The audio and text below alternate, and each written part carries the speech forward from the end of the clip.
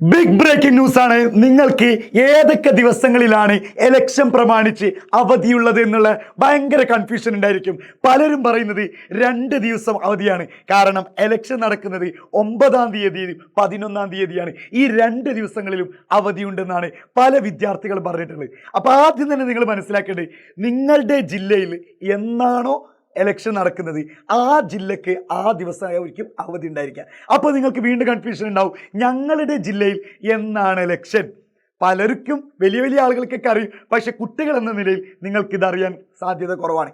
ഇനി ഇങ്ങനത്തെ അപ്ഡേഷന് വേണ്ടിയിട്ട് ഈ ചാനൽ സബ്സ്ക്രൈബ് ചെയ്യാൻ ഞാൻ പറയും. കാരണം നമ്മൾ കറക്റ്റായിട്ട് നിങ്ങളിൽ ഈ കാര്യങ്ങളൊക്കെ എത്തിക്കുകയും ചെയ്യും. നമുക്ക് നോക്കാം. ഇലക്ഷൻ 2 ഡേറ്റിലായിട്ടാണ് ഉള്ളത്, 9ഉം 11ഉം. 9-ാം തീയതി ഏതൊക്കെ ജില്ലയിലാണ് ഇലക്ഷൻ നടക്കുന്നത് നോക്കാം. 9-ാം തീയതി ട്യൂസ്ഡേ, അതായത് ചൊവ്വാഴ്ച നടക്കുന്നത് ട്രിവാൻഡ്രം, കൊല്ലം, പത്തനംതിട്ട, കോട്ടയം, ഇടുക്കി, ആലപ്പുഴ, എറണാകുളം. ഈ ജില്ലകളിലാണ് ഡിസംബർ 9-ാം തീയതി നടക്കുന്നത്. ഇനി ഡിസംബർ 11-ന് നടക്കുന്നത് പാലക്കാട്, തൃശ്ശൂർ, മലപ്പുറം, കാലിക്കറ്റ്, വയനാട്, കണ്ണൂർ, കാസർഗോഡ്. ഈ ജില്ലകളിലുമായിട്ടാണ് നടക്കുന്നത്. അപ്പോൾ ഇങ്ങനെ 2 ഘട്ടങ്ങളിലായിട്ടാണ് ഇലക്ഷൻ നടക്കുന്നത്. അന്ന് കൃത്യമായിട്ട് പൊതു അവധിയായിരിക്കും, നിങ്ങൾക്ക് സ്കൂൾ ഉണ്ടായിരിക്കില്ല എന്ന് വീണ്ടും പറയുന്നുണ്ട്. വീണ്ടും മക്കളെ ശ്രദ്ധിക്കണം. നിങ്ങൾക്ക് 9-ാം തീയതിയുള്ള ജില്ലകൾ ആരൊക്കെയാണെന്നുള്ളത് ജസ്റ്റ് ഒന്ന് കമൻറ്റ് ചെയ്യുക. ഡിസംബർ 11 ജില്ലകൾ ആരൊക്കെയാണെന്നുള്ളത് കമൻറ്റ് ചെയ്യുക.